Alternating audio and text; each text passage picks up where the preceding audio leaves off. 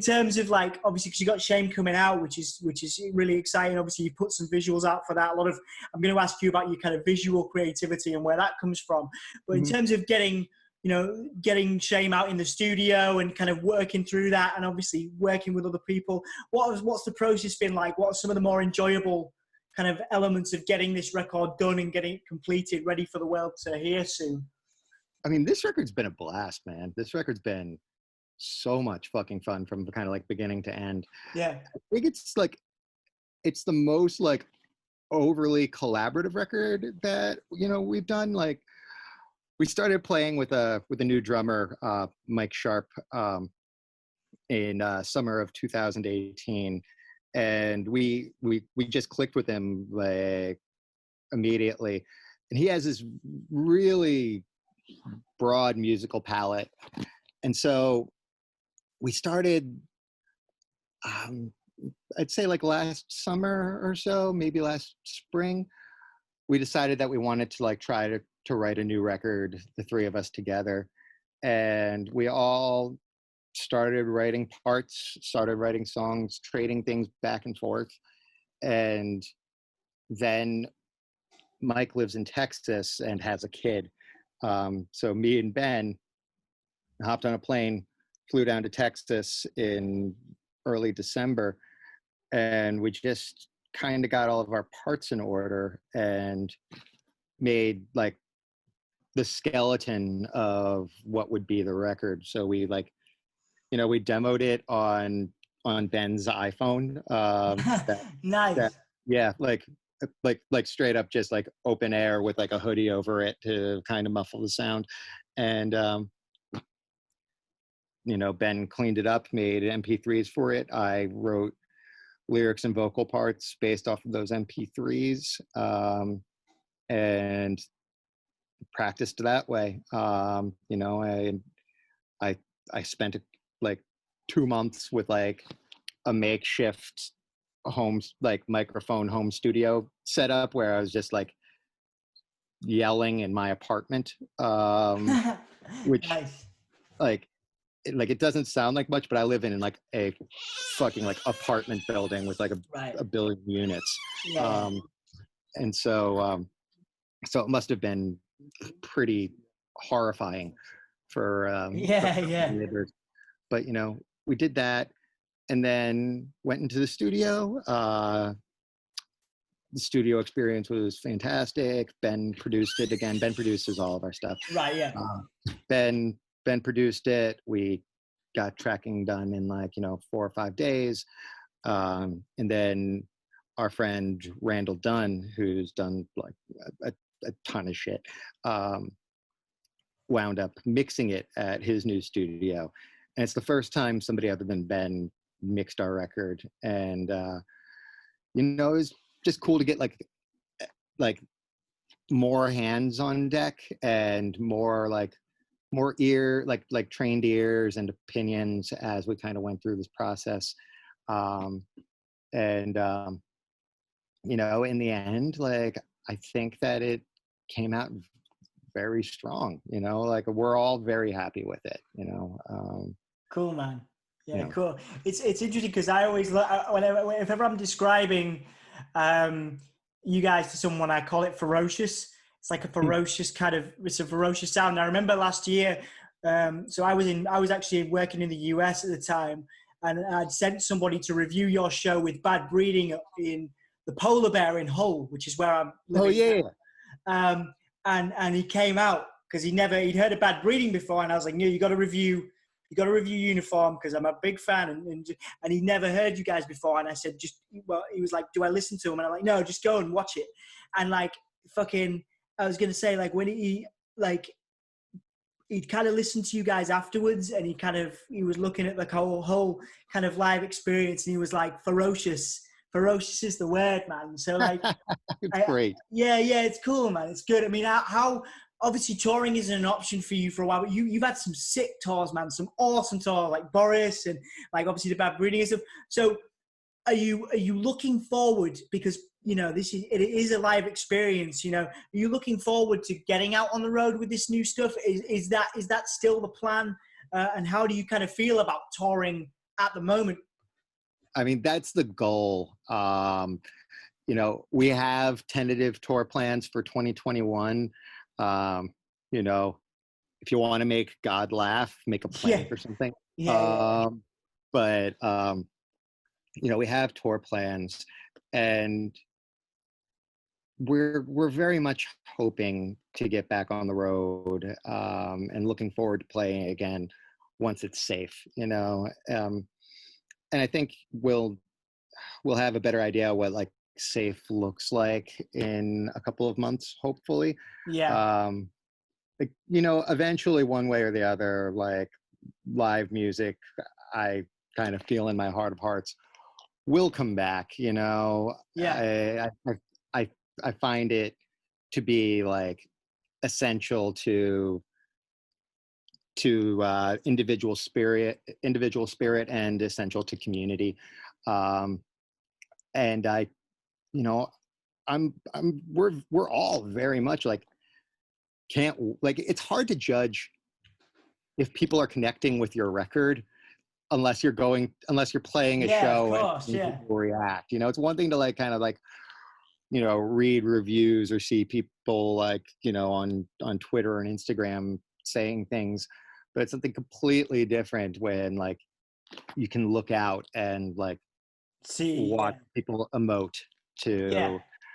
So like very much looking forward to that.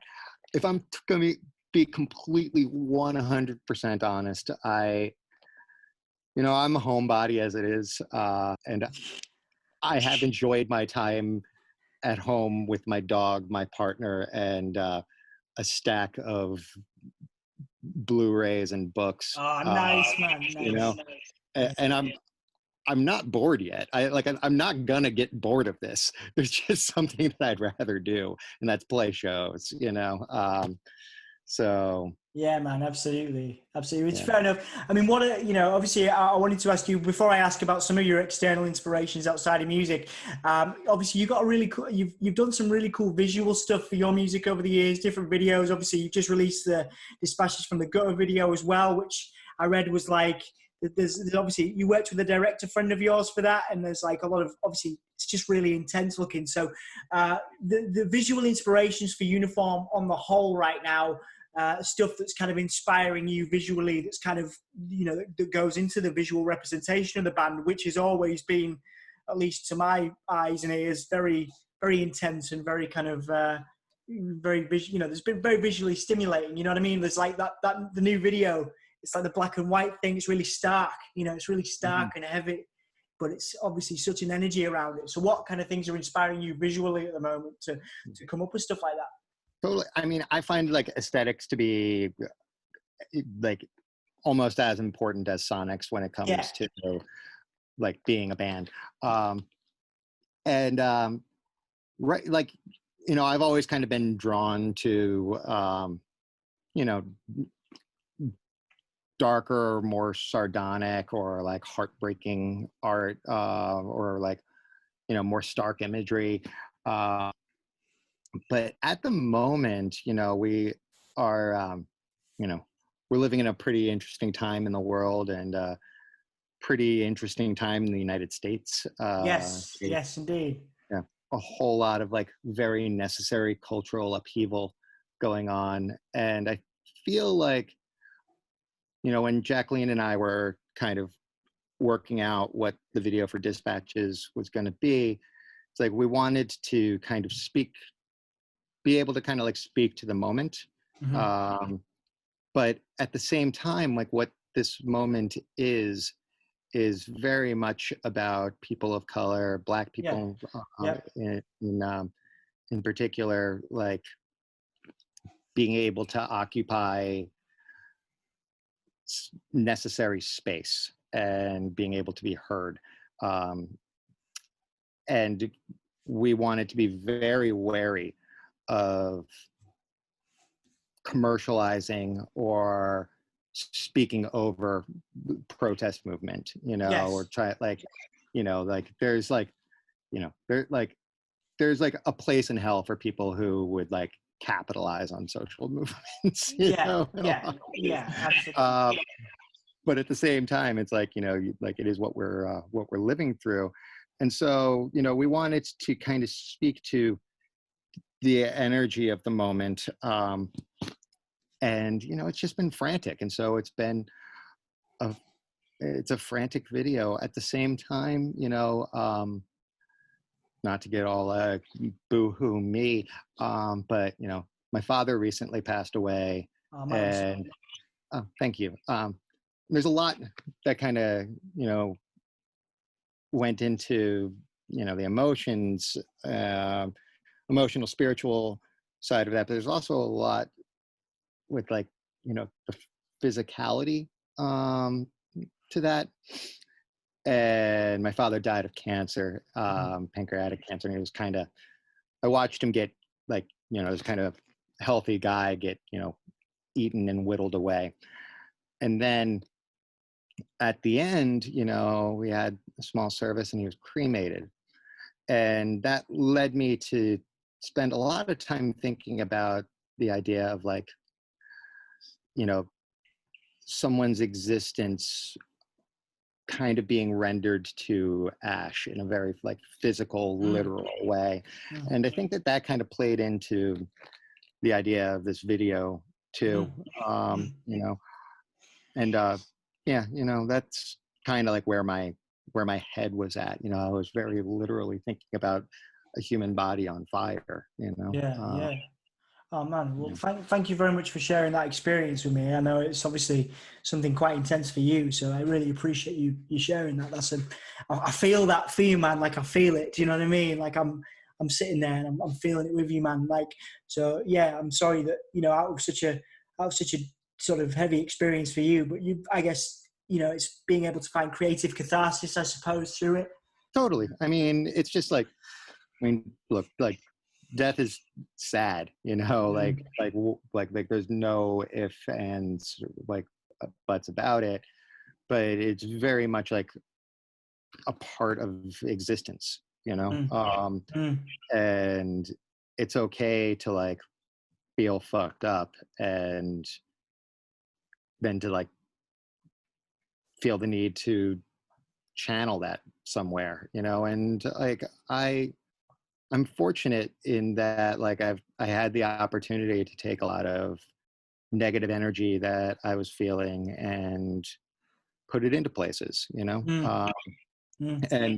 not necessarily like just put it into places, but like put it into places where it's not like super fucking overt, like like obviously like it informs like music I'm making, it informs like things that I write, it informs visuals that I'm drawn to, but I like things when they're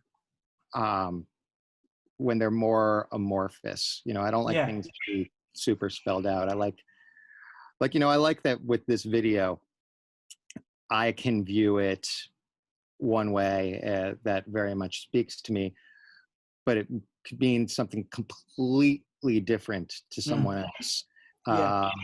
And I think that's pretty remarkable, this duality. Yeah, absolutely, man, absolutely. And I mean, there's obviously some really interesting kind of sort of ideas. I remember listening to Delco, the first track that I heard from this new kind of run of stuff in the car. And like, I think you are what you've done, you are what's been done to you is the lyric. Yes. And I wanted to explore a little bit about, this sort of concept of shame and stuff and these kind of concepts of, self. I get, is there an element of self-examination? You're examining yourself and you're examining your own ideas, but are you kind of, I don't want to put words in your mouth, but in terms of a mission statement for this record, are you kind of challenging people to think about their own kind of definitions of shame, or is that something, am I off the mark there?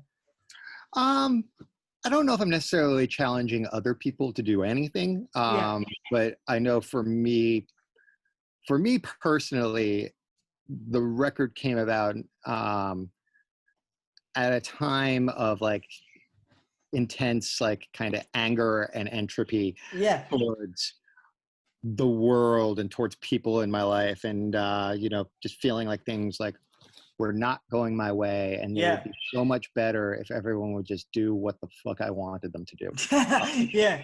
And, you know, and at the end of the day, like, you know, it forced me to, you know, come to some kind of like brutal conclusions, which is like, you know, there's nothing I can do about other people, and the way like, like as far as like policing other people's attitudes and behaviors, you know, like they're like, it's about like the way that I approach things and the way that I accept things. But deeper than that, it has to do with like why I was feeling so fucked up to begin with, and why I was feeling defensive of my feelings to begin with. And pretty much all of that coming from childhood on up, like being socialized as a child in like a kind of, you know, rough neighborhood, being further socialized through like, you know, punk and hardcore in the 90s, and like then like, you know, very much like coming of age in the aughts, and like these like very like you know, debaucherous times. And so much of all of that was like, you know, I learned these really, what I've kind of grown to feel are like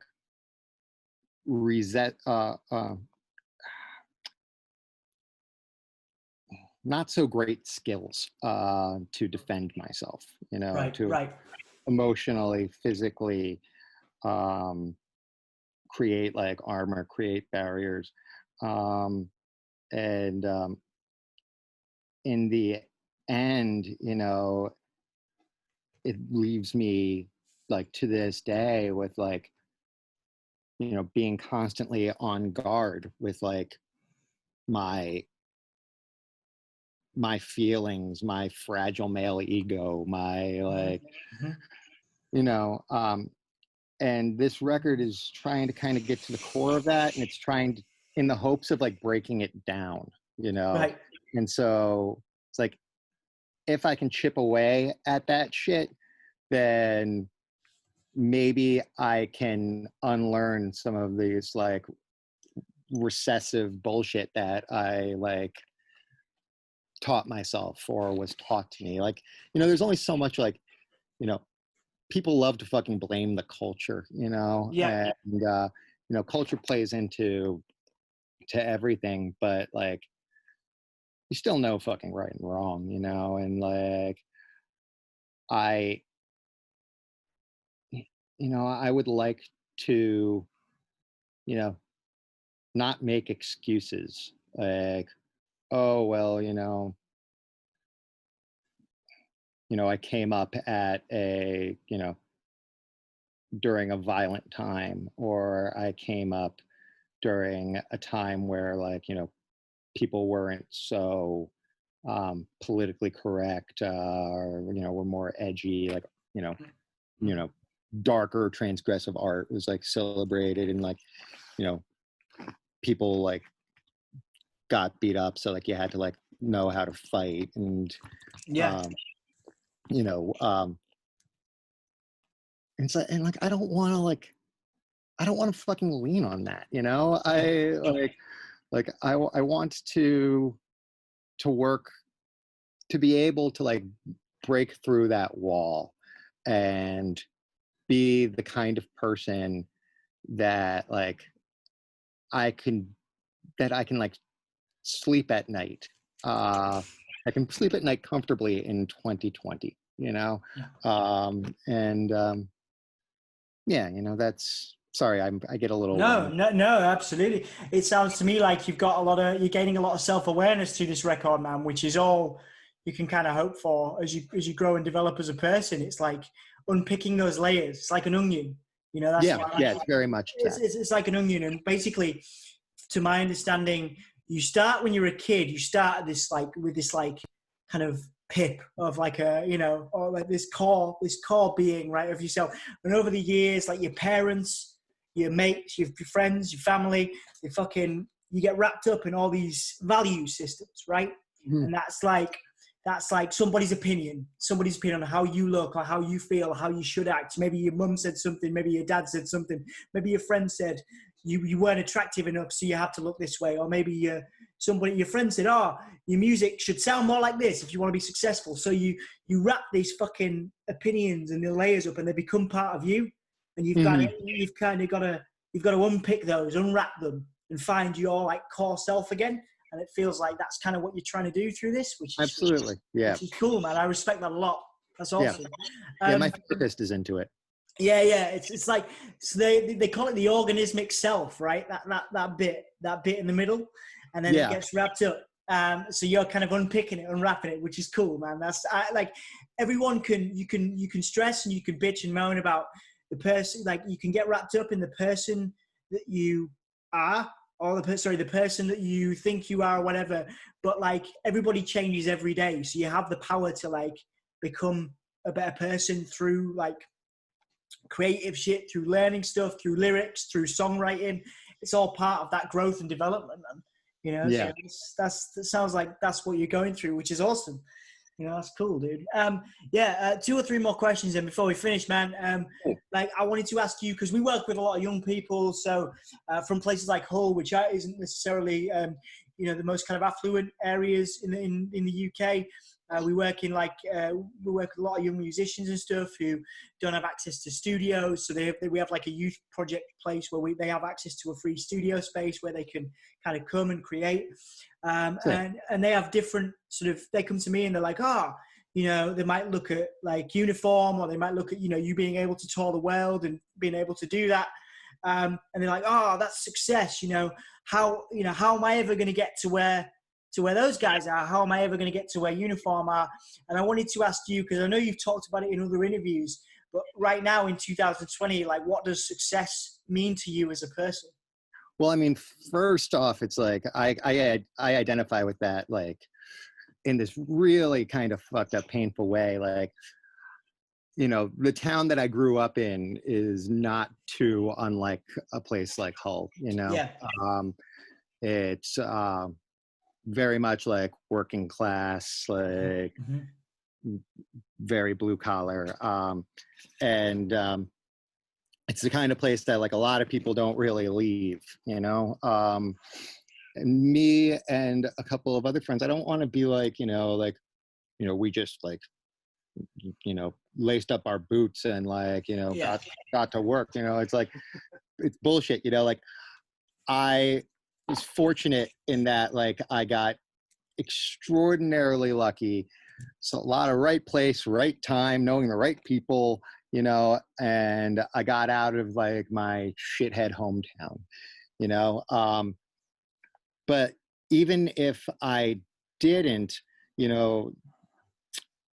I didn't tour the world. I didn't leave the United States until I was 35, 36 years old, and my bandmate will tell you this. I had this very real illusion that the world outside the lower 48 United States didn't actually exist, that it was just something that I had like, that was being kind of like pumped to me via media and via books, and that it was all some kind of like elaborate hoax. I can get very solipsistic about this shit.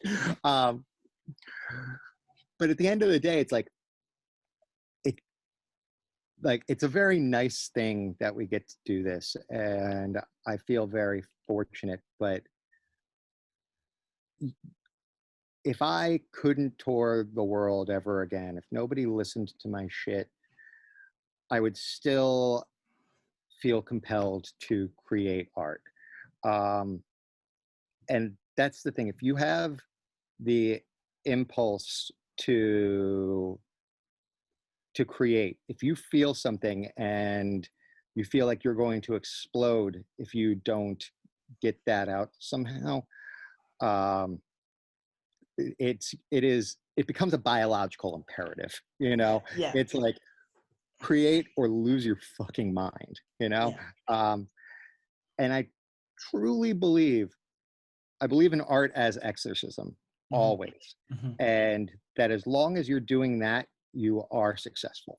Um, and in that regard, like, it, I look at like a lot of like the world that I come from in a very kind of like literal sense as far as a hometown goes, but also just like other musical subcultures go, like as far as like, you know, industrial music or harsh noise or whatever, like um, black metal, like, half of the things that I'm into or that I make, like, I'm maybe 50 other people in the world have heard, and it's fucking great, and that's the way that, to me, it's supposed to be.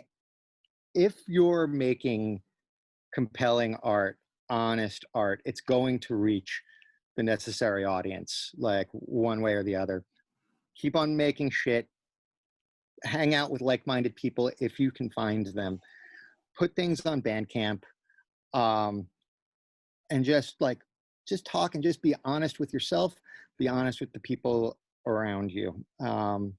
And like you're gonna be okay. You're gonna be like fucking great. Like there's God, like there's so much shit from like the north of England that like, Yeah, like man. that I think like not that many people like might, pay attention to in this like kind of like grand scheme of things, but that I think is like the most fucking killer shit that like, really has like an impact on my creative process and on the creative processes of others. Cause like all we're doing when we're making stuff is we're talking, we're communicating, So like Yeah, man. make music at all costs, um, put it out there, have that dialogue with the ether. Yeah, That's man. all I Yeah. really have to say about Yeah, that. yeah, man. That's cool, man. I think like it's funny because like Throbbing Gristle has origins in Hull, and people Yeah, always forget that. You know what I mean?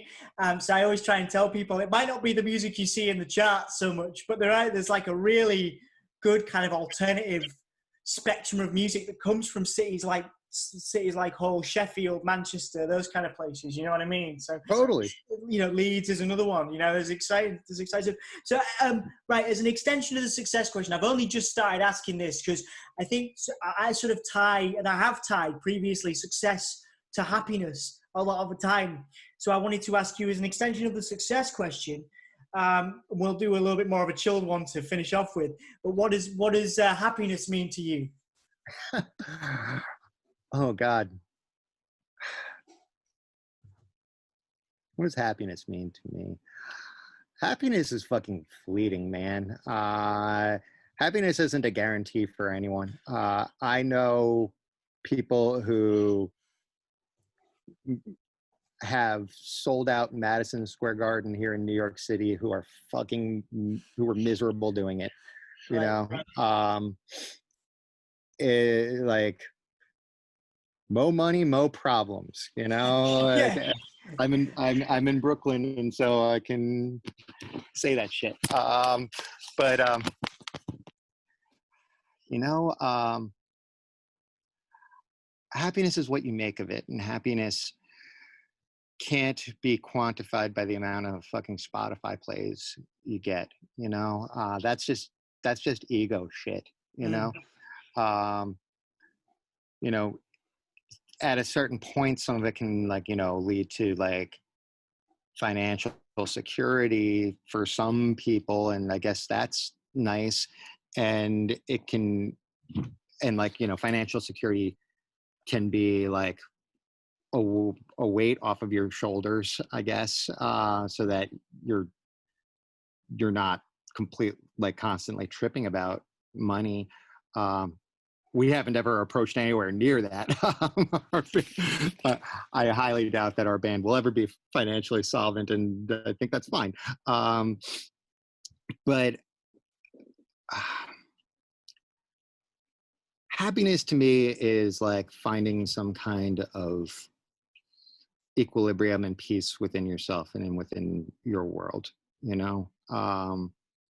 And it's nice if people can identify with you and if you can be a part of a community, but like no amount of praise, no amount of money, no amount of, you know, no accolades, no fucking, you know, perfect 10 on Pitchfork is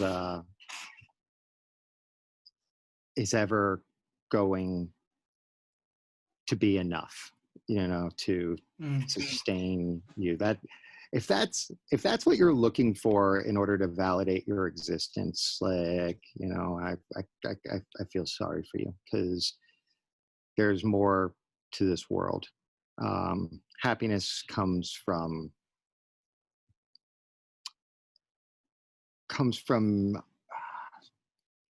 inner peace and empathy and understanding. Cool. You know, you want happiness, like go tell somebody that you love them, you know, have a conversation with with a friend that you can identify with. You know, go for a bike ride, try to like see something beautiful, you know, like and you know, no record label can do that for you, you know, like. Absolutely, man. I like that. Like the empathy thing and you know, talking to people, you know, like stuff like that is, you know, that's easily done, but people forget to talk on the phone now. People forget to pick up the phone to people. Totally. You know? So like, I think that's some really good, solid, you know, good, solid views. Right. Okay. So to finish off, man, on a different note, I know you're a big horror fan. I know you read a lot and stuff. So question for you is, if you could rip out the soundtrack to any film, like, you know, like Seven would be an example. I don't know. There's loads of examples. But if you could rip up the soundtrack of any film that you love or a film that you like and put some uniform on there, what film would you pick and why? Oh, shit. Okay. See, like it's funny. I would love to be like, you know, like, oh, Dawn of the Dead or something. Yeah. But you know, like the Goblin score for that is so perfect. I don't think that we could like add to that. I don't think that would make it better. I'd say like, you know, something like more kind of like kinetic and like frantic, like, you know, Tetsuo the Iron Man or something. Nice. But that score is perfect. You know, I don't like it's the things that I love, like the sounds are so much, like they're so integral to it as it is, that I don't think that, like, I don't think that we could make Tetsuo better. I don't think that we could make Dawn of the Dead better. I don't think that we could make Suspiria better.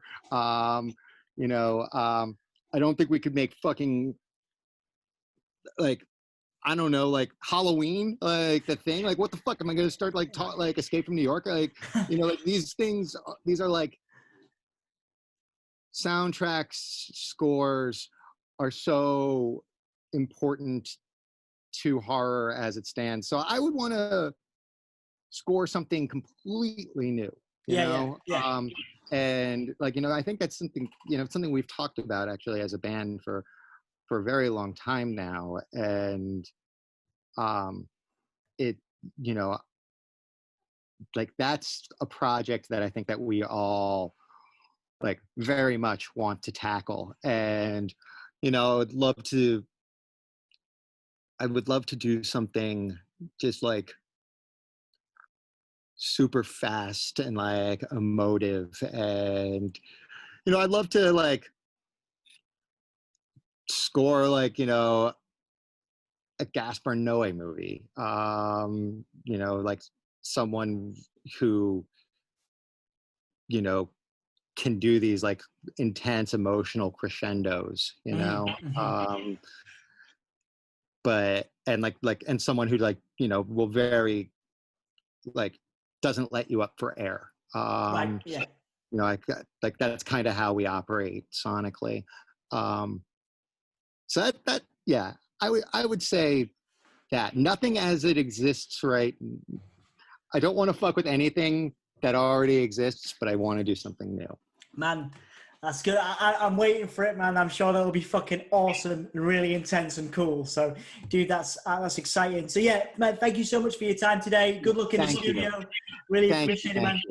Yeah, look forward. This is great. Oh man, it's a pleasure. Thank you so much, dude. I'll see you back in Hull some point soon. All right. Definitely. If you see the Bleak House guys around, tell them that we said hi. Oh, dude, I will do. Absolutely. Take it easy, man. Take care. Take care. Bye, mate. Bye.